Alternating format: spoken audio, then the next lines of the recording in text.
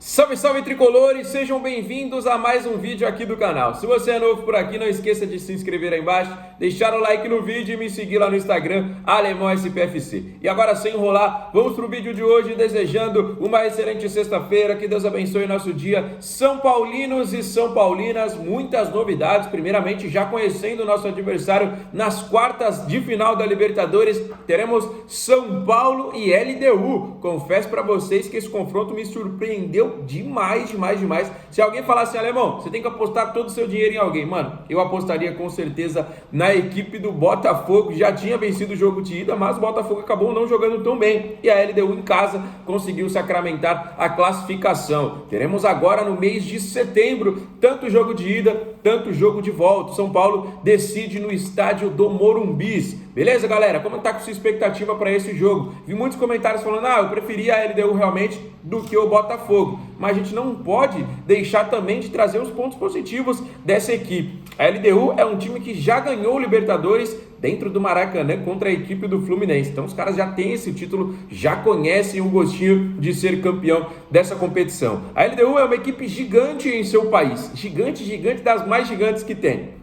Torcida 100% fanática. Tem questão de altitude, rapaziada. E, obviamente, a gente não pode também deixar de falar que a LDU eliminou o Botafogo. Para você que gosta aí de coincidências, né, em relação a anos de títulos, em 2005, o São Paulo foi campeão da Libertadores. E naquela ocasião, nas quartas de final, a gente encarou a equipe que venceu o campeão da edição anterior. E vai acontecer isso agora. A LDU acabou de eliminar o campeão da edição anterior. Será que isso é uma boa coincidência? Naquela época, né, o São Paulo encarou a equipe do Tigres que tinha eliminado o Colo-Colo. Agora vamos encarar a LDU. E outro ponto a se destacar também sobre essa equipe muito forte equatoriana é que a LDU foi líder do grupo que tem o Flamengo, né? Que tinha, né, a equipe do Flamengo, esteve com 11 pontos, empatada aí com o próprio Flamengo, também com o Central Córdoba, mas a gente vai falar assim, a LDU é um time fraco? Não, liderou um grupo que tem o Flamengo, que tá aí atropelando todo mundo, líder do Campeonato Brasileiro, venceu o Internacional dentro e fora de casa, classificou para as quartas, realmente é uma equipe muito forte, e a LDU que ficou na liderança, com certeza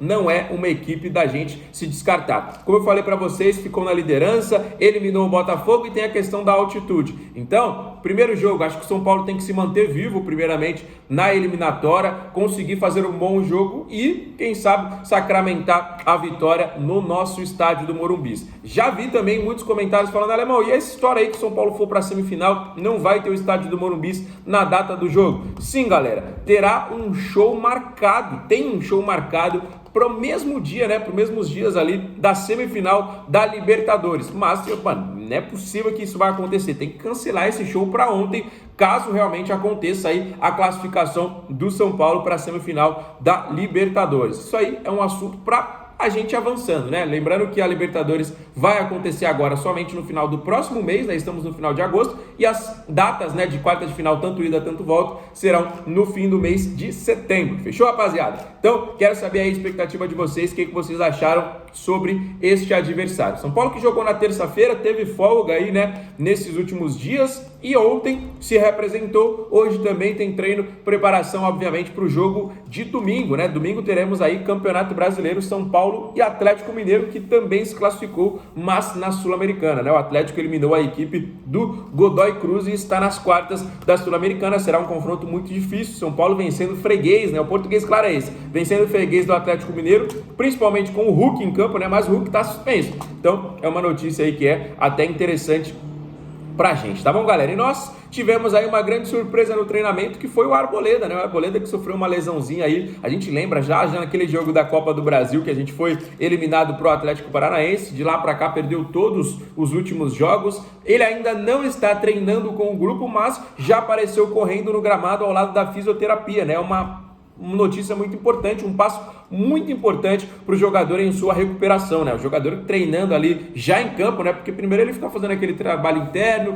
e aí ele começou a correr em campo ainda com tênis, ainda com a fisioterapia, mas podemos ter aí o Arboleda para o próximo mês de volta à nossa zaga. Agora também tem um reforço do Tolói, né? Então são reforços importantes para esse setor. O São Paulo se fortalecendo bastante aí para o fim da temporada, né? A gente está aí nas quartas da Libertadores, Campeonato Brasileiro, a gente se aproximou ali do pelotão de cima, um G6, quem sabe um G4. O título acho que fica um pouquinho distante, mas é um São Paulo que tem, né, um crescimento muito bom, e a gente está contando aí com esses jogadores interessantíssimos que são com certeza pontos fortes da nossa equipe, né? Parabéns aí pro Arboleda, que está numa recuperação rápida, né? A gente imaginava que fosse até um pouquinho mais demorado, mas tá evoluindo bastante, e como eu falei para vocês, a partir desse próximo mês de setembro tem tudo aí para voltar a campo com a camisa do tricolor. Fechou, rapaziada? Agora a gente vai trazer uma notícia também que bombou nas redes sociais ontem, que foi o Casares dando uma entrevista sobre o Marinakis. Vocês lembram, né, que a gente já também conversou bastante sobre isso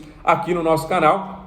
Marinakis, que é um bilionário grego, dono de algumas equipes aí ao redor do mundo, dono do Olympiacos, que é uma grande equipe, para mim a maior equipe do futebol grego, dono também do Nottingham Forest, né, que nesse momento está disputando a Premier League e também a Europa League, né, que é muito difícil você garantir vaga, é uma equipe de muita tradição, que já ganhou o Champions League, e o Marinakis tem aí essa ideia de SAFs ao redor do mundo, e com o São Paulo ele pensou, né, no investimento na base, né, então seria, né, algumas...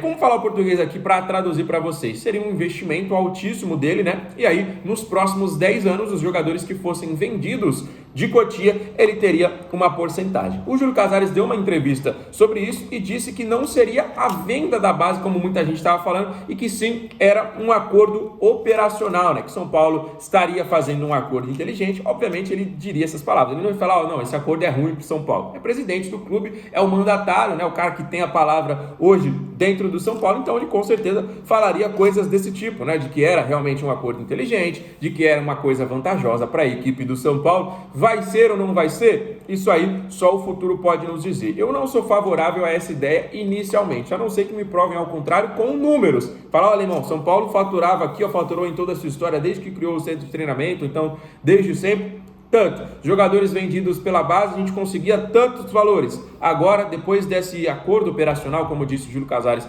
com o grego Marinakis, agora os números duplicaram, triplicaram, quadruplicaram. Aí eu já vou ser favorável a esse negócio, vamos dizer assim, né, rapaziada? Eu quero saber a opinião de vocês, o que vocês acham aí sobre esta possibilidade do Marinakis ser também, né, entre aspas, dono aí de porcentagens de venda de jogadores. Uma das coisas que o Casares falou, ele utilizou inclusive o exemplo do Beraldo, né, o Beraldo que recentemente foi vendido por cerca de 20 milhões de euros para a equipe do Paris Saint-Germain, mas acabou que o São Paulo ficou somente com 60 milhões de reais. Isso porque o Beraldo era dono de tantos por cento, o outro clube era dono de tantos por cento, o empresário não sei quanto. Ele falou sobre essa fatia, né, que hoje acontece muito com os jogadores, né? O São Paulo, vamos dizer, o próprio exemplo do Beraldo, vende jogador por 20 milhões de euros, mais 5 milhões de euros é para um, 10 milhões é para outro, 1 milhão é para outro, 500 mil é para outro, e vai tendo essa fatia, daqui a pouco o clube fica com pouquíssimo ou quase nada. Então, ele falou sobre isso aí, sobre essa porcentagem, sobre essas fatias que teriam melhores divisões, que o clube, né, o São Paulo teria maiores porcentagens, ou então, quem sabe, até toda a porcentagem, né, que o cara ganharia, né, que seria esse Evangelos Marinakis, ganharia a porcentagem dele, que ele traria jogadores, entre aspas, mais prontos, jogadores que já estão aí em um processo de avanço muito grande e que subiriam, né, de Cotia para Barra Funda muito mais rápido, né? Então seria um processo assim natural de muita velocidade, de jogadores que vão surgindo e também vão sendo negociados. Que aí, com essas vendas, o cara ganharia o seu dinheiro e o São Paulo também ganharia mais dinheiro. Então, essa é a ideia inicial, pelo menos, dessa parceria entre o Evangelo Marinakis, dono da equipe do Nottingham Forest, do Olympiacos e de outras equipes também, né? Não é só das duas, e agora tentando aí essa negociação com as categorias de base, muito famosa, né, de Cotia, da equipe do Tricolor Paulista. O que você acha?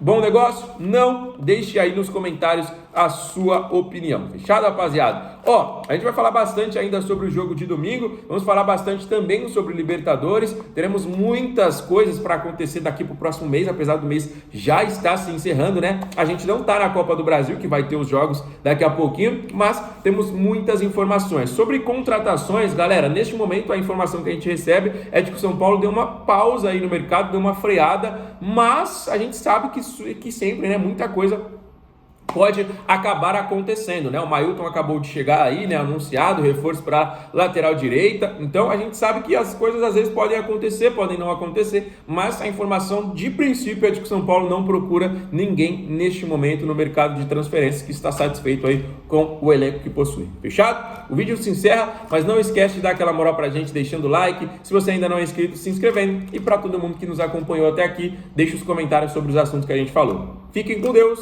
um grande abraço, valeu!